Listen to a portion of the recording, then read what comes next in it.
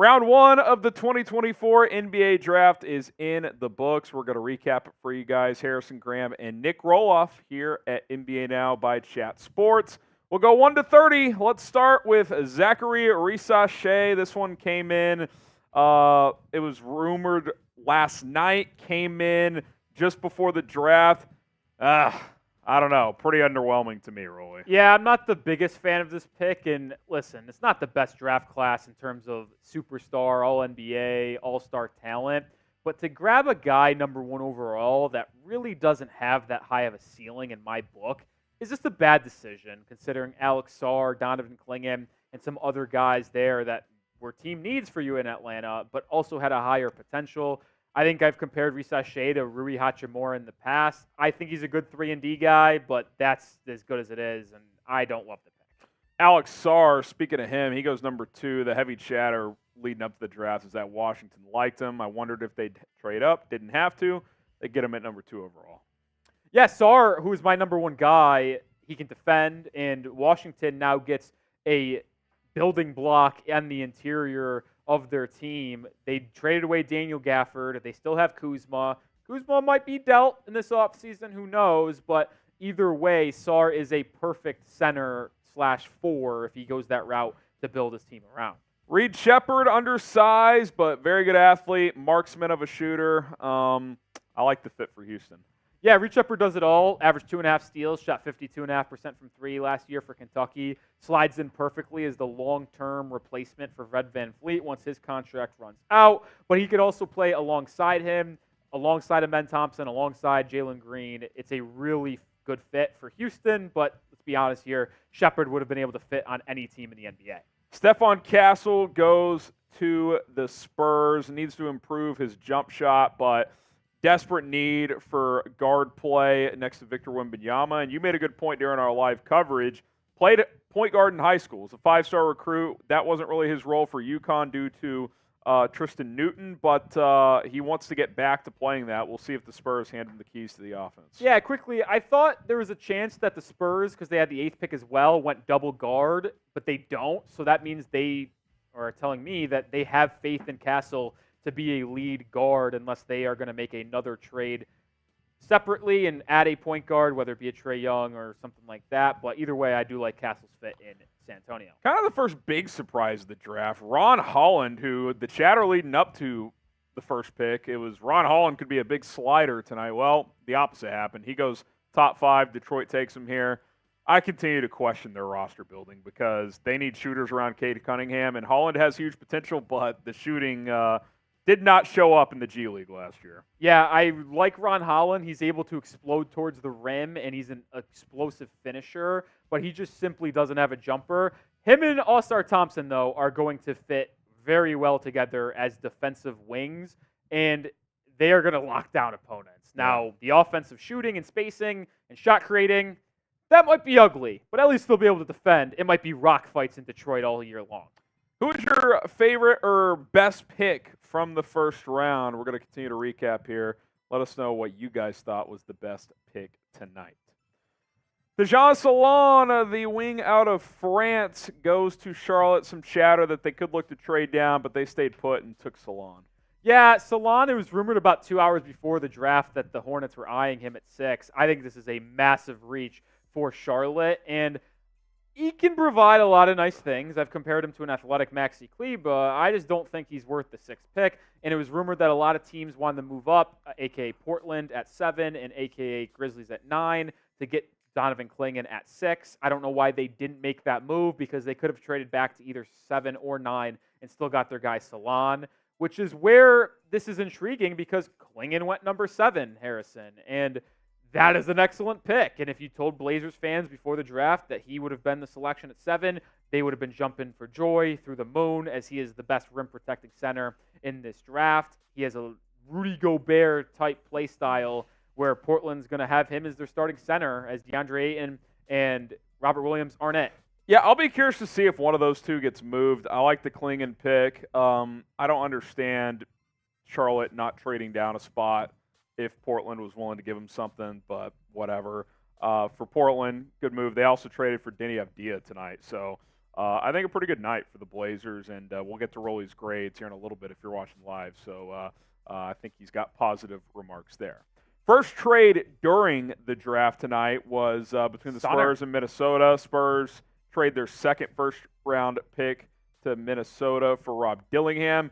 I think Minnesota only giving up a pick swap in 6 years and a first-round pick in 7 years. Like, sure, down the road it might not feel great, but they're trying to win now. Dillingham helps them score off the bench. Yeah, he's a really good guard scorer, and this is someone that's going to be a microwave guy off the bench. He's compared to Lou Williams. He's compared to Bones Highland. If he's able to give you any type of defense, which is unlikely, but if he can be an average defender at worst, he is going to be someone that T-Wolves fans will fall in love with for the long term. Something you weren't in love with was this pick, Zach Edey, who I think you're lower on him than most, 32 overall, but I will agree that top 10, little rich. Now, I think it's a pretty good situation. He gets to, it allows Jaren Jackson to play a little bit more 4, so I'm intrigued by that. But overall, I don't see how he can close games because he can't. How is he going to defend? I mean, teams are just going to hunt him and pick and roll. He is going to be forced due to his lack of lateral movement and quickness to play drop coverage on every screen and play in zone defenses. And I just don't think that's sustainable for NBA postseason success. Yeah. And I also don't think that it's worth taking a lottery pick on a guy that is that handicapped defensively. He has size. He can dominate the glass. He has a good post footwork and moves, but taking that 9th overall with how bad he is defensively just ain't it. I mean, he's kind of just like a supercharged Boban, and it's like like a Victor Zubac from the Clippers is best case scenario. Yeah. Cody Williams, number 10 here. You had him as your 11th overall player. Yeah, I like Cody, and the Jazz needed some high upside players on the wing to help keep the young movement going with Keontae George and Lauri Markkanen. Assuming they keep Markkanen, I like Cody's fit at the 3 alongside those two guys that I just mentioned. High upside guy, and they got him right around my value. I think it's a solid pick for Utah. Nothing special, nothing crazy, but it's a good building block. One of the best value picks based on your big board tonight. Matas Buzelis goes to the Bulls. Chicago guy. They keep him local. Big upside player here. We kind of speculated if they should take Dalton Knecht or not, but I know you feel good about the Buzelis selection. Yeah, for the needs of the Chicago Bulls, when you saw Buzelis on the board, it was a no-brainer. You mentioned Knecht. I'm a big Dalton Knecht guy, but the Bulls just need talent. They need upside. They need athleticism, and they need youth. You get that with Buzelis. This is the number 1 or number 2 pick in my eyes in terms of best selection of value. Number 3 guy overall for me, number 1 wing. He's a good 4. If he develops a shot, this is a building block for the long term with the Chicago Bulls. We'll pick up the pace as we go a little bit here. Subscribe to the channel. We're here all week long, well into next week with the NBA free agency getting kicked off Sunday night. So round 2 tomorrow. Grades coming up later tonight. A lot of coverage. Don't go anywhere. Nikola Topic, I know another personal favorite of yours. I mean, yeah, my number 2 overall guy, number 1 guard. I'm just in love with his playmaking and his first step with the ball in his hand. Like, for him to fall to 12 and the Thunder just to take best player available, that's why I like Sam Presti, man. He doesn't mess around. Is this the biggest need for them? No. But, hey, we got a steal here at 12. Why would we pass up on this? Great pick by the Jazz. Or it should be the Thunder. Jesus. Devin Carter to Sacramento at 13. Some chatter that they could look to trade for a Kyle Kuzma, a Cam Johnson. They stay put and take Carter. Yeah, Carter, number 10 on my board. Like, just overall, rebounds, defends, shoots.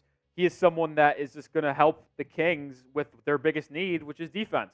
So Carter does that at an exceptional level. Point of attack defender, 6'8 wingspan, 6'2 height. Love this pick for Sacramento. I mentioned the Denny Avdia trade earlier, so that meant Washington ended up on the clock. They also got Malcolm Brogdon, a future first, and 2 seconds. So a lot of moving parts there. They took Carlton Bub Carrington. I know another player you like. Yeah, he's a good shot creator, 6'5", a height, 6'8 wingspan, really works in the mid-range exceptionally well. And I think a team that doesn't have a lot of players locked into that roster in Washington is going to allow Carrington to really develop and work on his offensive craft, which is why, to me, this is a decent pick. Some people say reach. I'm cool with it. Rolly, I know you wanted Dalton Knecht in Miami, but Khalil Ware, pretty good value there as well.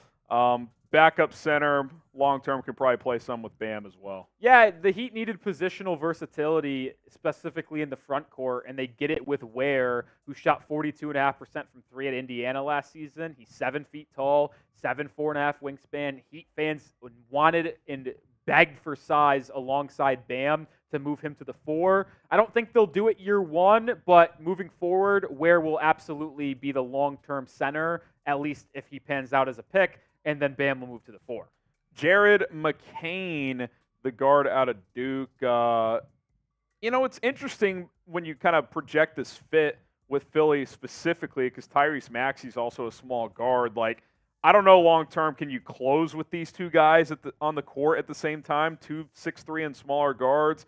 That'll be something they'll have to figure out. But I think, like, in the short term, his ability to probably be a microwave off the bench, I think that in that aspect, it's a pretty good fit. He's an excellent shooter, and he defends with some physicality. This is a perfect fit for McCain. I mocked him to the Sixers in my final mock draft. It was a dream fit because I thought he was going to be on the board, and I'm unhappy because I'm a Heat fan, but it's a good pick if you were Daryl Morey. Dalton Knecht, maybe the best value pick of the night, goes to the Lakers, a win-now piece. I saw a quote from Rob Pelinka. They did not think there was any chance he'd be there. I mean, you can't ask for more if you're LeBron, AD, and company trying to win next year. Listen, you might think whatever you think about J.J. Redick as head coach, but he's going to use Dalton Knecht in the best possible way as a former shooter.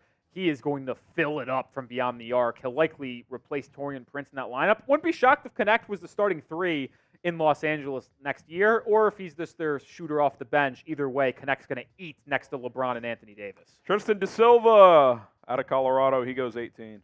Yeah, Da Silva, don't like the pick here. I love the player, don't love the fit. I think they should have went to the backcourt and grabbed a guard. Da Silva's just going to be buried behind Franz Wagner and Paolo Banchero. Like, how is Da Silva going to close for them if you've got Wagner and Paolo? That's my question. Jacoby Walter, the guard out of Baylor. He goes to Toronto here. Yeah, really good 3-and-D type guard compared to KCP. I like a Grayson Allen comp, 6'4" in height, 6'10" wingspan, shot 35% from 3 at Baylor last season. He is someone that is going to be able to grow on a Raptors team that has a long way to go until they can compete. Jalen Tyson, the wing out of Cal. He goes to the Cavs at number 20 or 23rd overall player on your board. Yeah, Tyson really rose up my board lately, and I like this pick. I don't know if he'll start for Cleveland as the third guy in between Mitchell, Garland, Allen, Mobley, but he is going to be someone that can handle the ball off the bench, also shoot it. Like, I think Tyson's a really excellent addition to this roster as they just need good players. How do you feel about Yves Missi going to the Pelicans?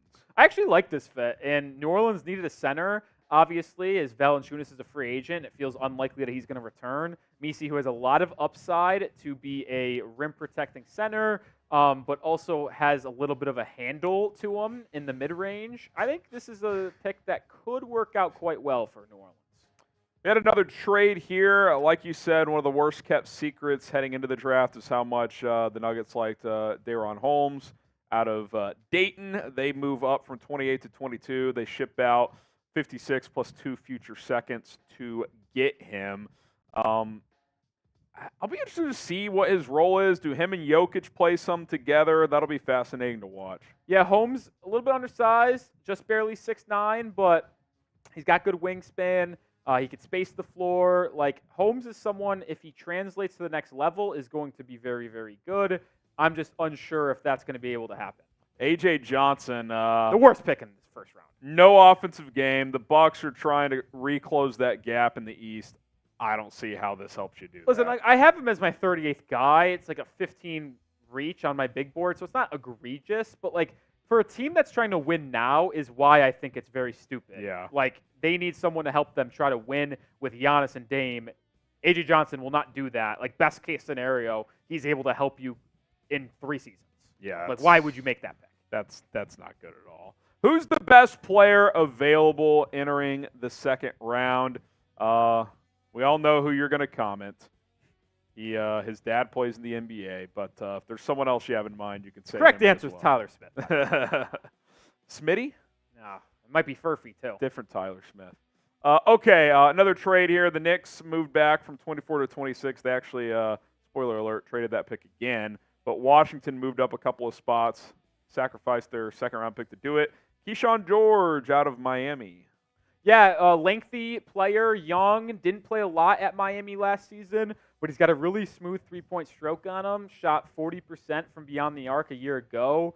I love what Washington did, man. They grabbed Sarr, they grabbed Carrington, and they grabbed George with their last pick and moving up 2 spots. I think this is a really good class for Washington as they look to rebuild that roster from a complete rebuild. Marshall Green's favorite pick of the night, Pacome Dadier. Yeah, Frenchman, played in Germany last season. Not going to be able to help the Knicks in the next 2 to 3 seasons, in my opinion. So they're looking towards the future here. A little bit stunning decision, if you ask me. The top 8 or 9's kind of set, so you kind of get it, but I would have liked to see Kolek or Ryan Dunn for them, but they evidently didn't go that route, and they didn't feel like they needed to make another pick in the first round either because they traded 26 to the Oklahoma City Thunder for 5 second-round picks spanning through the 25-27 NBA draft, and the Thunder moved up to grab the big man, but he's not really a big man, but he is a big man, Dylan Jones from the Weber State, 6'4", 6'10" wingspan, really lengthy, 237 pounds. He's just a big guard, man. Think David Roddy, but handles the ball. yeah, it's an interesting one. Terrence Shannon Jr., Rolly. I mean, the T-Wolves had a clear goal tonight, get bench scores, and they did that with Dillingham and Shannon. Shannon Jr. jumped up boards after his legal matter was all cleared up, and he's a talented player. He could score the ball at all 3 levels, gets to the free throw line. This is someone that's going to be a rotation player from the Timberwolves year 1. Ryan Dunn, you have proclaimed him as the best defensive player in this draft. Yeah, and I don't think you're alone that. on that. Yeah, I have no problem saying that. A lot of people are with me in that sentiment. He just is an elite defender, man. 2.3 blocks, 1.3 steals. You see it on screen. As a 3 or 4 in the NBA, he can guard legitimately 1 through 5. Don't get tricked by the field goal percentage and the points per game. He is all his scoring. I mean, is it just like cleaning up around the glass? Is that pretty rebounds, transition, layups, dunks, alley-oops, dunks? Yeah. That's all it is. He is a he can't 20% from 3. He's a center and a guard's or wing body. Yeah.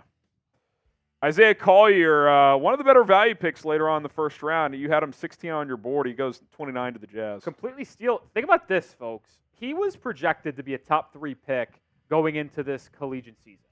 Has a little bit of a down year at USC, and then in a weak draft class slides all the way down to 29. I'd love to know the reason why, but he's a good attacker of the basket. He's a good facilitator, and he's got good speed. I think the Jazz got a steal here at 29. Just 19, room to grow. And then on the opposite end, almost 24, but just kind of a classic Celtics pick here. Good shooter, Baylor Shireman, get him at 30 overall, can kind of groom him for a year, probably firmly in the rotation in 2 years. Yeah, he's a Sam Hauser replacement. Now, he might play this upcoming year, and I'd expect him to make a difference as he can score at all 3 levels and will just benefit from all the defensive coverages the other Celtics players will see. But Hauser, entering his last year of his deal, probably leaves after the season, and then there you go. Baylor Shireman's that answer. So there's round 1 in the books. Some names to keep an eye on as we head to round 2 tomorrow night. Kyle Filipowski, the big out of Duke. I thought maybe Boston would take him at 30, but they go Shireman. He's still out there. Johnny Furphy out of Kansas. Tyler Smith, I know a player you really like, Rolly. Tyler Kolek as well. Yeah, I like specifically here Tyler Smith. He's super athletic, can space the floor as well. Kolek, heady guard defender and playmaker. Durasic is an intriguing prospect as well. Like, there are good names still on the board here, and I would expect the phones to be ringing in the first 5 picks of the second round tomorrow. And with this new full not 24 hours, but 18-hour gap between round 1 and round 2, you'll probably see more action than you may have normally have at the top of the second round. Yeah, we'll see what happens, but I wouldn't be surprised if they had 2 to 3 trades for the top 5 picks tomorrow. Like Filipowski being there, Furphy, Tyler Smith, Kolek, probably shocked a lot of people. So teams can regroup, settle down, and make a trade to move up. Be sure to follow us as we'll have Rolly's draft grades coming up and get you ready for the draft tomorrow at HGramFL at Nick_Rohloff.